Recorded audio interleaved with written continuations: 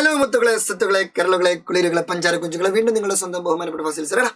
ഈ ഒരു video very very very important ആണ്. അതായത് ഈ ഒരു വീഡിയോയിൽ നമ്മൾ ഡിസ്കസ് ചെയ്യാൻ പോകുന്നത് വർക്കിംഗ് ഓഫ് ഹാർട്ട്, ഹൃദയത്തിൻ്റെ പ്രവർത്തനത്തെ കുറിച്ചാണ്. എല്ലാ ആളുകൾക്കും, അതായത് ഈവൻ ടീച്ചേഴ്സിന് വരെ ഒരുമാതിരി വൃത്തികെട്ട ഒരു പഠിപ്പിക്കാൻ തന്നെ ഇഷ്ടമില്ലാത്തൊരു ഭാഗമാണ് എന്ത് വർക്കിംഗ് ഓഫ് ഹാർട്ട്, ഹൃദയത്തിൻ്റെ പ്രവർത്തനം. കാരണം right atrium, right ventricle, left atrium, left ventricle, അവിടെ നിന്ന് ഇങ്ങോട്ട് പോകുന്നു, ഇവിടെ നിന്ന് അങ്ങോട്ട് വരുന്നു, അവിടെ നിന്ന് ഇങ്ങോട്ട് പോകുന്നു, എങ്ങോട്ടോ പോകുന്നു, ആകെ തലക്കിങ്ങനെ പിരാന്ത് പിടിക്കും. കാരണം ഒരു ദുരന്തം ഭാഗമാണിത്. പക്ഷേ നമ്മൾ തളരരുത്, പതറരുത്, തകരരുത്. പേമാരി പെയ്യും, കൊടുങ്കാറ്റ് ആഞ്ഞു വീശും, പർവ്വതങ്ങൾ കിടുകിടാ വിറക്കും. പക്ഷേ സൈലത്തിൽ എൻ്റെ പ്രിയപ്പെട്ട മുത്തുമണികൾ അടിപ്പതറാതെ അചഞ്ചലമായി മുന്നോട്ട് പോകണം. പിന്നെ എന്തിനാ മുത്തേച്ചേട്ടൻ ജീവിച്ചിരിക്കുന്നത്? ഞാൻ പറഞ്ഞുതരാടാ. വർക്കിംഗ് ഓഫ് ഹാർട്ട്, ഹൃദയത്തിന്റെ പ്രവർത്തനം സിമ്പിളായിട്ട് ഞാൻ പറഞ്ഞുതരാം. കേട്ടോളൂ. ആദ്യം നമുക്ക് എന്ത് ചെയ്യാം? ഹൃദയത്തിന്റെ 4 അറകളെ പരിചയപ്പെടാം. ഏതൊക്കെയാണ് ഹൃദയത്തിന്റെ 4 അറകൾ? ഹൃദയത്തിന് 4 അറകളുണ്ട്, പറഞ്ഞോളൂ. 1 റൈറ്റ് ഏട്രിയം. എന്താണ് right atrium? 2 left atrium, 3 right ventricle, 4 left ventricle. ഇങ്ങനെ 4 അറകളാണ് ആർക്കുള്ളത്? ഹൃദയത്തിനുള്ളത്. Right atrium, left atrium, right ventricle, right ventricle. Okay. അപ്പൊ ഇവിടെ ആദ്യം 2 കാര്യം ഞാൻ പറഞ്ഞുതരാം. 2 കാര്യങ്ങൾ ശ്രദ്ധിക്കേണ്ടത്. എല്ലാവർക്കും ഒരു ഡൗട്ട് ഉണ്ടാവും, സാർ ഇത് റൈറ്റ് അല്ലല്ലോ, ഇത് ലെഫ്റ്റ് അല്ലേ? പക്ഷെ അങ്ങനെയല്ല. നമ്മൾ എന്താണോ ചിന്തിക്കുന്നത് അതിന്റെ നേരെ ഓപ്പോസിറ്റ് ആയിരിക്കും കാര്യം. ഓക്കെ, അങ്ങനെ തന്നെയാണല്ലോ പൊതുവെ നമ്മുടെ ജീവിതത്തിൽ നടക്കുക. അങ്ങനെ വിചാരിച്ചാൽ മതി. അപ്പോൾ ഇത് ലെഫ്റ്റ് അല്ല, ഇത് റൈറ്റ്. നമ്മൾക്ക് തന്നെ ഒരു ത്വര വരും ഇവിടെ ലെഫ്റ്റ് ഏട്രിയം എഴുതാൻ, പക്ഷെ എഴുതരുത്, അത് റൈറ്റ് ഏട്രിയം. അപ്പൊ സ്വാഭാവികമായിട്ടും അപ്പുറത്തുള്ളത് ലെഫ്റ്റ് ഏട്രിയം. പിന്നെ ഇത് റൈറ്റ് വെൻട്രിക്കിൾ, അപ്പുറത്ത് ലെഫ്റ്റ് വെൻട്രിക്കിൾ. അപ്പൊ നമ്മൾ ചിന്തിക്കുന്നതിന്റെ നേരെ ഓപ്പോസിറ്റ്. അങ്ങനെ വിചാരിച്ചാൽ മതി. അപ്പൊ ടെൻഷൻ ഇല്ല, അപ്പൊ മാറൂല. അപ്പൊ അത് കിട്ടി. പിന്നെ അടുത്തൊരു ഡൗട്ട് എന്ന് പറഞ്ഞാൽ, മുകളിൽ ഏട്രിയം ആണോ അതോ മുകളിൽ വെൻട്രിക്കിൾ ആണോ? അതായിരിക്കും അടുത്ത ഡൗട്ട്. അപ്പൊ മുകളിൽ ഏട്രിയം, താഴെ വെൻട്രിക്കിൾ ആണ്. അത് മാറാതിരിക്കാൻ വേറൊരു ഐഡിയ ഉണ്ട്. അതായത് നിങ്ങൾ ഇത്ര ആലോചിക്കുക, ഇംഗ്ലീഷ് ആൽഫബറ്റിൽ ആദ്യം എ ആണോ വി ആണോ? അത് എ ആണോ വി ആണോ? അത് എ അല്ലേ?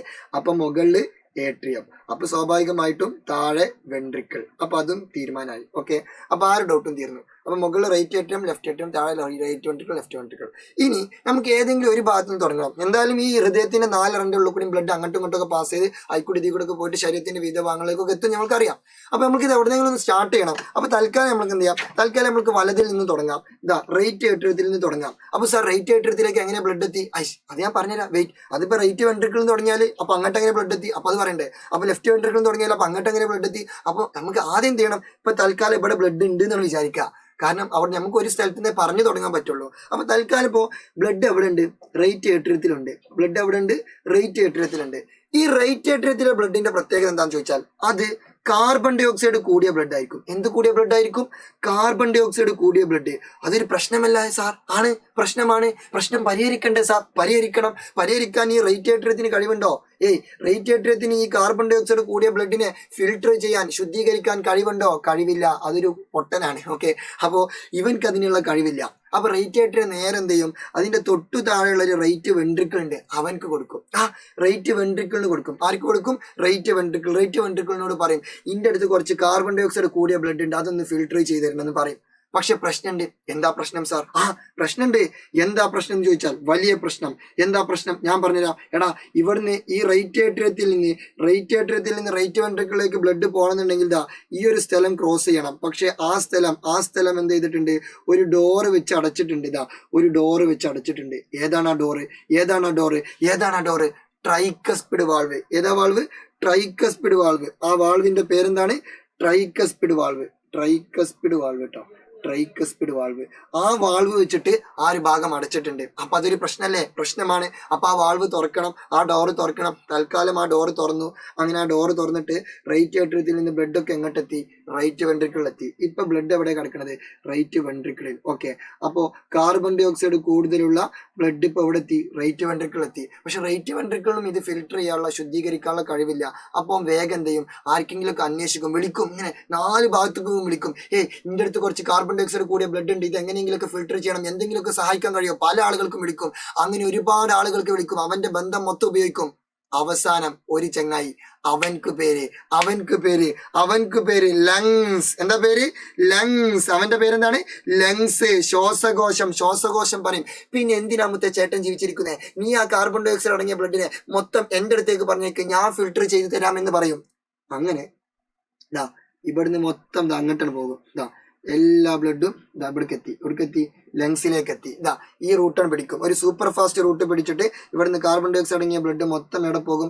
ലങ്സിലേക്ക് പോകും, ശ്വാസകോശത്തിലേക്ക് പോകും. ഇപ്പൊ ബ്ലഡ് ഒക്കെ അവിടെ എത്തി, ശ്വാസകോശത്തിലേക്ക് എത്തി. അപ്പൊ ഇങ്ങനെ പോകണ ഒരു കുഴലുണ്ടല്ലോ, പോകണ ഒരു കുഴല്, ആ കുഴലിന് നമ്മളൊരു പേര് വിളിക്കും പൾമണറി ആർട്ടറി എന്ന് വിളിക്കും. എന്താ വിളിക്കുക?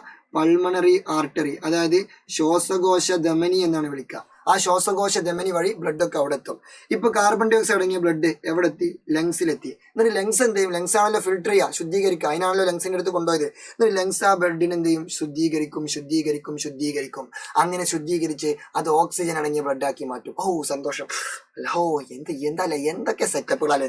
പിന്നെ അവിടുന്ന് കിട്ടുന്നത് ഓക്സിജൻ അടങ്ങിയ ബ്ലഡ് ആയിരിക്കും. എന്നിട്ട് ആ ഓക്സിജൻ അടങ്ങിയ ബ്ലഡ് അവിടുന്ന് നേരതാ ഇങ്ങോട്ടേക്ക് കൊണ്ടുവരും. ഇതേതാണ് സ്ഥലം സാർ? ഇതാണ് ലെഫ്റ്റ് ഏട്രിയം. ഏത് ഏട്രിയം? Left atrium. ഈ ലെഫ്റ്റ് ഏട്രിയത്തിലൂടെ വരുന്ന ഈ ബ്ലഡ് ഉണ്ടല്ലോ, ആ ബ്ലഡ് ഓക്സിജൻ കൂടിയ ബ്ലഡ് ആയിരിക്കും. ഇവിടുന്ന് പുറപ്പെടുന്ന ഈ ബ്ലഡ് ഓക്സിജൻ കൂടിയ ബ്ലഡ് ആയിരിക്കും, കാരണം അത് ഫിൽട്ടർ ചെയ്തു. ഓക്കെ, എന്നിട്ട് ഇനി ഞാൻ പറയട്ടെ, അങ്ങനെ ഈ ലങ്സിൽ നിന്നും ഫിൽട്ടർ ചെയ്തിട്ട് ഓക്സിജൻ അടങ്ങിയിട്ടുള്ള ബ്ലഡ് എവിടേക്ക് എത്തിപ്പോ? ലെഫ്റ്റ് ഏട്രിയത്തിലേക്ക് എത്തി. അപ്പൊ ഞാൻ ചോദിക്കട്ടെ, ഇതേതാ കുഴല്? അപ്പോ ഇവിടുന്ന് ഇങ്ങോട്ട് പോയ കുഴല് പൾമണറി ആർട്ടറി അല്ലെങ്കിൽ ശ്വാസകോശ ധമനി. എന്നാൽ അതേസമയം ഈ ലങ്സിൽ നിന്ന് തിരിച്ച് വരുന്ന കുഴൽ ഏതാറിയോ? അത് പൾമണറി വെയിൻ അല്ലെങ്കിൽ ശ്വാസകോശ സിര. Okay, pulmonary vein. തൽക്കാലം വേറെ കളർ ഉണ്ട്. ഇതാ പൾമണറി വെയിൻ അല്ലെങ്കിൽ ശ്വാസകോശ സിര. എന്തുകൊണ്ടാണ് സാർ അത് സിരയായത്? സിര എന്ന് പറഞ്ഞാൽ, സിര അല്ലെങ്കിൽ വെയിൻ എന്ന് പറഞ്ഞാൽ നമ്മൾക്കറിയാം, നമ്മൾ 2ാമത്തെ ചാപ്റ്ററിൽ തന്നെ പഠിക്കുന്നുണ്ട്. വെയിനിന്റെ അല്ലെങ്കിൽ സിരന്റെ പ്രത്യേകത എന്ന് വെച്ചാൽ ഓൻ ഹൃദയത്തിലേക്ക് ബ്ലഡ് എത്തിക്കും.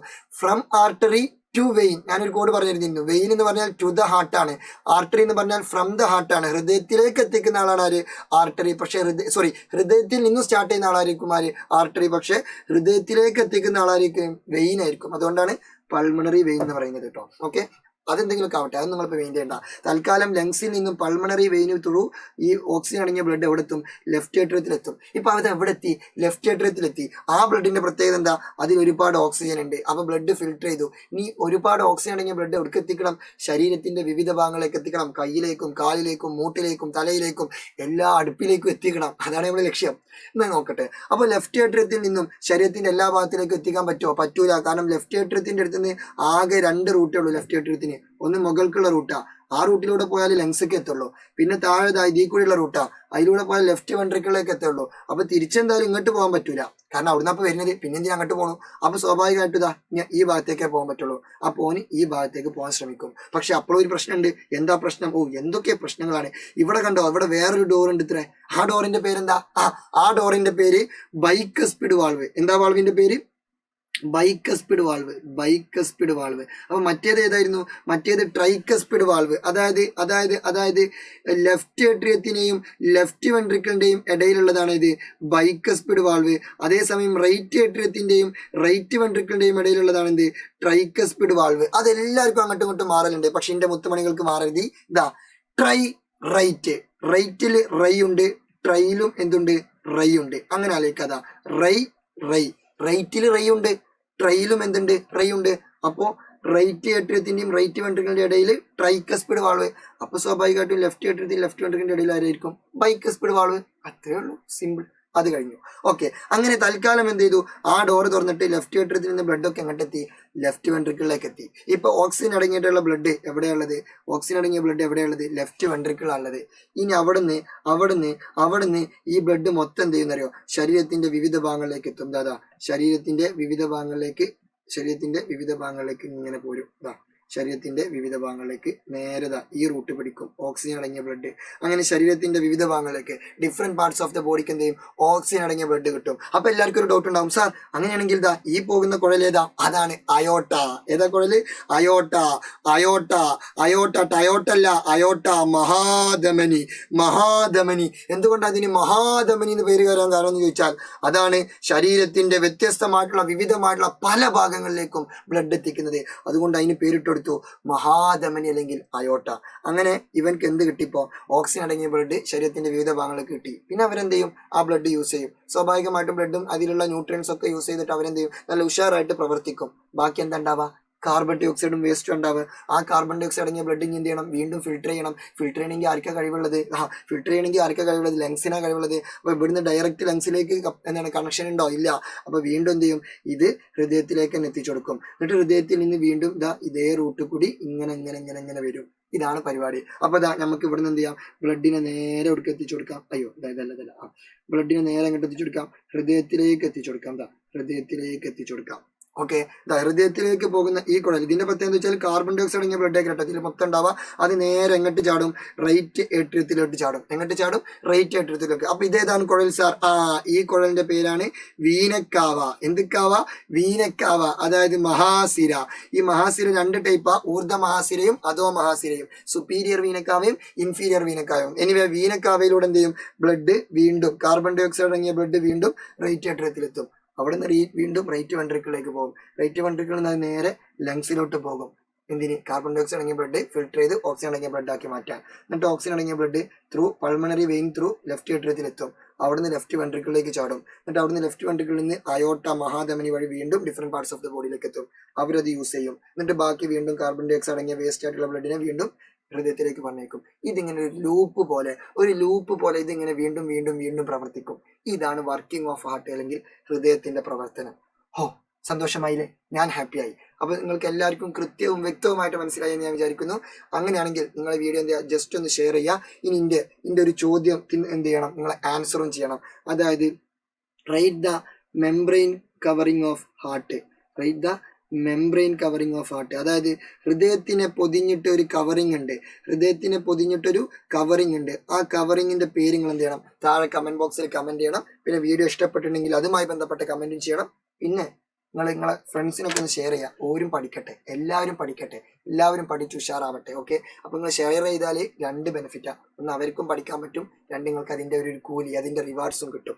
ഓക്കെ, അപ്പൊ ഗുഡ് ബൈ. വീണ്ടും കാണാം. വിധി ഉണ്ടെങ്കിൽ ഇത് നിങ്ങളുടെ സ്വന്തം ബഹുമാനപ്പെട്ട Kunjappu sir. Okay, good by.